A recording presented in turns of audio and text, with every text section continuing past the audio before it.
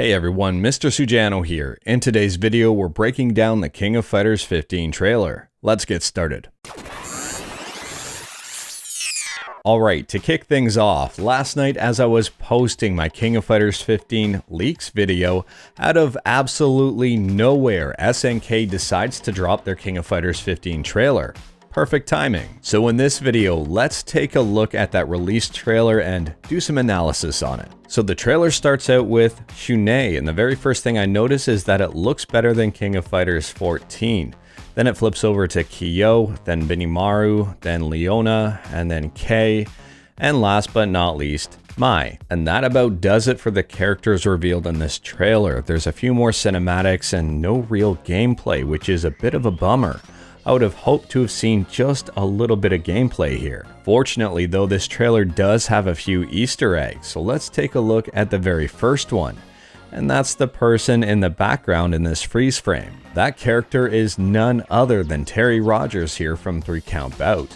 Now if you're wondering what about Master Barnes, well, he's in the game too. He appears just for a split second on the right hand corner of the screen in Kei's cutscene. If you pause this video at about 43 seconds in, on the right hand corner of the screen there is another character. And there are a ton of people speculating that it's Michael Max from Fatal Fury. And the last little secret that a lot of people are pointing out is the stage itself. It's the original beach stage from Fatal Fury.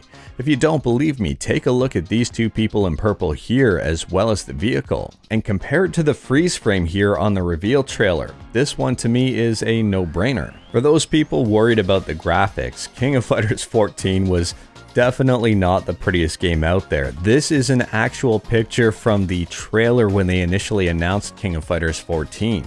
So here is Kei from King of Fighters 14 and here is Kei from King of Fighters 15. A little bit of an improvement. Here's KOF 14 Benimaru and KOF 15 Benimaru. Old Shunei versus new Shunei. Another thing to consider is that these are early screenshots and things tend to change a little bit. I mean, King of Fighters 14 when it was first announced looked considerably different than King of Fighters 14 a little ways down the line. It went from atrocious to slightly less atrocious. I'm not a big fan of King of Fighters 14 art style, but I can definitely say King of Fighters 15 art style looks a heck of a lot better. I'm actually kind of liking this.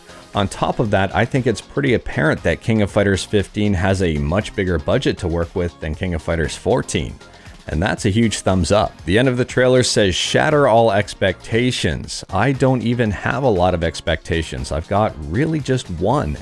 And that's Rollback Netcode. Considering SNK is putting it in a ton of their games, I would expect King of Fighters 15 to have it. If it doesn't, I will be extremely disappointed. Now for those of us itching to see more, we only have to wait a week. Hopefully this time they show us some gameplay. Now moving forward to a little later on in the trailer here, and they announced King of Fighters 2002 Unlimited Match will be coming to PlayStation 4, along with Rollback Netcode. That is pretty huge and pretty awesome for fans of the series. If you don't think King of Fighters 2002 coming to PlayStation 4 is a big deal, check out these Steam charts. So this is something extremely interesting. SNK was a little bit blown away with how popular King of Fighters 2002 got once they added Rollback Netcode. Here is King of Fighters 14. As of 35 minutes ago, 89 people were playing. The 24-hour peak here has 194 players. Let me flip over to King of Fighters 2002. 292 people were playing 38 minutes ago, with 292 as the 24-hour peak. So it's a little bit more popular right now than their latest game. I hope developers see stuff like this and understand why good netcode matters. At the very end of the trailer, they revealed 2 new characters for Samurai Shodown Season 3. The first one is Cham Cham. I didn't see this one coming. From the little bit of gameplay that we see of her, she looks crazy but also pretty darn awesome and fun. That big boomerang's going to be quite frustrating for some people playing the game. And the second character that was revealed from The Last Blade 2 was someone I predicted, and I'm really proud of myself. I'm giving myself a huge pat on the back for this one. It is Hibiki, so that is pretty awesome. I did a video on this a little while back, and They kind of gave this one away when they said it was going to be a fan favorite. Well, Hibiki is a massive fan favorite considering she was in Capcom vs SNK 2.